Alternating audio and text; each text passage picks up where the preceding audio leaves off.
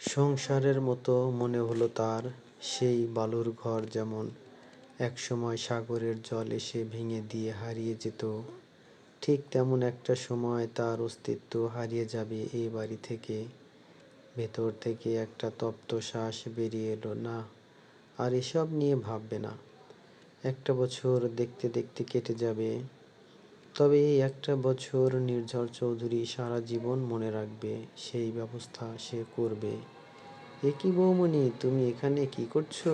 চলো চলো, জলদি চলো, নিচে কারা এসেছে একবার দেখে যাও। সোহাগ চোখের জল সন্তর্পণে মুছে আস্তে আস্তে লেহেঙ্গা উঁচু করে এগোলো। পায়ের ব্যথা এখন হালকা বোধ হচ্ছে, তবে আস্তে এগোনোটাই মঙ্গল। হঠাৎ সব আলো নিভে গিয়ে স্পটলাইট এসে পড়ল সিঁড়ি দিয়ে নামতে থাকা সোহাগের উপর। আচমকা কোথা থেকে কয়েকজন এসে দুপাশ থেকে সোহাগের মাথার উপর ফুলের ছাউনি তুলে ধরল। উপর থেকে গোলাপের পাপড়ির বৃষ্টি শুরু হলো। মিঠি আনন্দে হাততালি দিল। ক্যামেরাম্যান ভিডিও করছে দেখে সোহাগ মেকি হাসি দিল, কিন্তু নিচে উপস্থিত দুজন মানুষকে দেখা মাত্রই মুহূর্তের মধ্যে মন খারাপ হয়ে উড়ে গেল। আপনা আপনি মুখে হাসির ছটা এসে গেল। সকলে ক্ল্যাপ করছে সোহাগকে নামতে দেখে। নির্ঝর অপলক তাকিয়ে আছে সোহাগের দিকে। সোহাগের নিচে এসে নামতেই উর্মি হাসিমুখে এগিয়ে গেল তার কাছে। হা করে তার দিকে তাকিয়ে থেকে বলল, ও মাই গড, তোমাকে পুরো একটা বারবি ডল লাগছে, কি কিউট। সোহাগ মিষ্টি হেসে থ্যাংক ইউ বলল।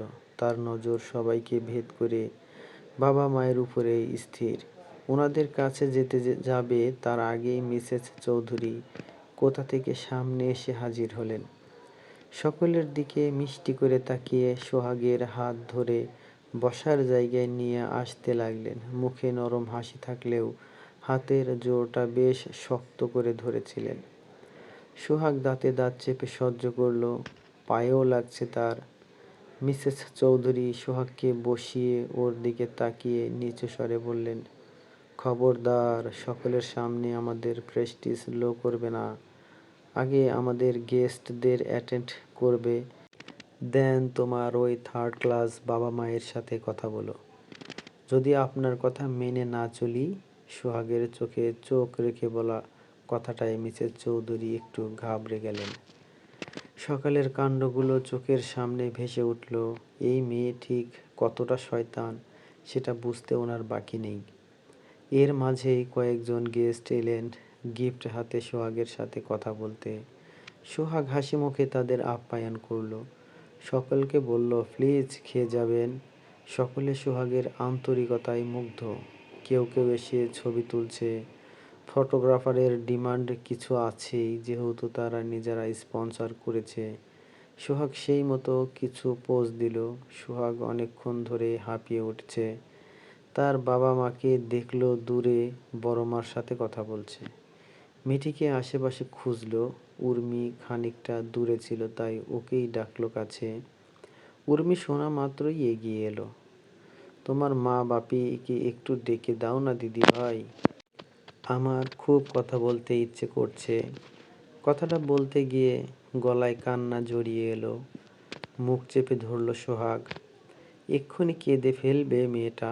উর্মি বুঝলো ওর চোখেও জল এলো। ওর মা বাবাকেও ওর কতদিন দেখা হয়নি। উর্মি গেল ওনাদের ডেকে আনতে। এর মাঝে আরও কয়েকজন গেস্ট এলো। তারা স্পেশাল গেস্ট ছিলেন, ওনাদের জন্য ভিআইপি ভাবে ব্যবস্থা করা হয়েছে। সোহাগকে সেখানেও যেতে হবে। সোহাগের মা বাবা সামনে এসে দাঁড়াতেই যেন মুহূর্তে সোহাগ পায়ের ব্যথা ভুলে গেল। দৌড়ে গিয়ে ঝাঁপিয়ে পড়ল বাবার বুকে। ইমোশন সামলাতে পারল না আর, কেঁদেই ফেলল শব্দ করে। ভিডিওগ্রাফাররা ভিডিও করছেন। উর্মি, বড় মা সকলে দেখে হাসল। সোহাগের বাবা আদুরে মেয়েকে পিঠে হাত বুলিয়ে দিলেন। আদুরে গলায় বললেন, আমার লক্ষ্মী মা, কাঁদলে আমার অকল্যাণ হবে সেটা কি মা লক্ষ্মী জানে না? সোহাগ কেঁদে কেঁদেই বলল, কিছু হবে না বাবা। সোহাগের মা অভিমানের সুরে বললেন, বাবাকে পেয়ে অমনি মাকে ভুলে গেছো?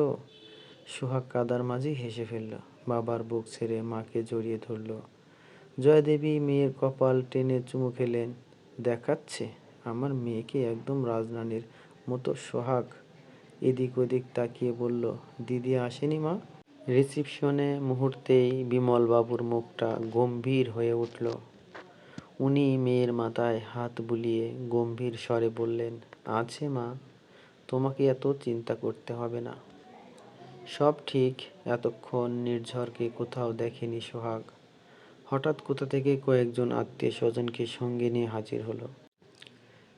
এসেই সোহাগের বাবা মাকে প্রণাম করল সে। সোহাগ সেটা দেখে অবাক হলো।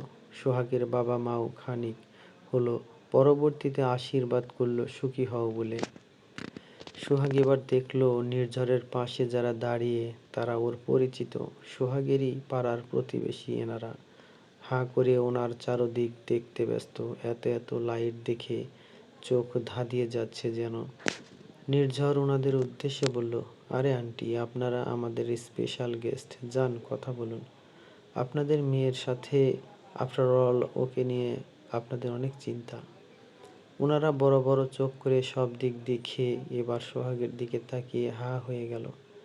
ডায়মন্ডের সে চকচক করছে একেবারে, সোনার চিহ্ন নেই সারা শরীরে। একজন আন্টি তো ফিসফিসিয়ে বলেই ফেলল, দেখো দেখি মেয়েটাকে ইমিটেশনের পাথরের হার পরিয়ে রেখেছে। আরে দেখানো পাড়ার মোড়ে যে বউয়ের দোকানটা আছে ওখানে ওই হার সেম টু সেম আমি দেখেছি। নির্ঝর সাথে সাথেই বলল, না আন্টি, ওটা অরিজিনাল ডায়মন্ডের সেট। সেই মহিলার কথাটা শোনা মাত্রই হিচকি উঠে গেল। ওয়াটারকে ডেকে নির্ঝর ওনাকে স্পেশাল ড্রিঙ্কস বানিয়ে দিতে বলল। বাকিদের চোখ কপালে ততক্ষণে। সোহাগের ভাগ্য দেখে ওনারা হা। এত বড় রাজবাড়ির মতো বাড়ি সিনেমায় ছাড়া কোথাও দেখেননি। সোহাগের কাছে ঘেঁষে বসলেন, বাবা তোকে দেখি হীরের গয়নায় মুড়ে দিয়েছে রে সোহাগ। একজন হা হুতাশ করে বলল অমনি, আর কার ভাগ্যে কে খায়। তমালিকারটা ছিল এই রাজকপাল, আর পেয়ে গেল সোহাগ, একেই বলে ভাগ্য। আর সে নিজের পায়ে নিজে কুড়াল মারল। গ্রামের প্রাইমারি স্কুলের মাস্টারকে বিয়ে করলো। সোহাগের খারাপ লাগলো কথাগুলো, কিন্তু কিছু বলল না। ফটোগ্রাফার ডাক দিলে সকলে জায়গা ফাঁকা করলো। নির্ঝর আর সোহাগের কিছু কাপল ফটোশ্যুট হবে। নির্ঝর সোহাগের কোমরে এক হাত ধরল। সোহাগ অস্বস্তিতে খামচে ধরল।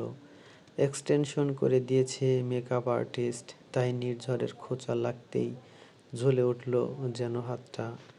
সে ওর কোমরটা আরও একটু চেপে ধরতেই সোহাগ উহ করে উঠল। নির্ঝর তাতে মজা পেল। সে বলল,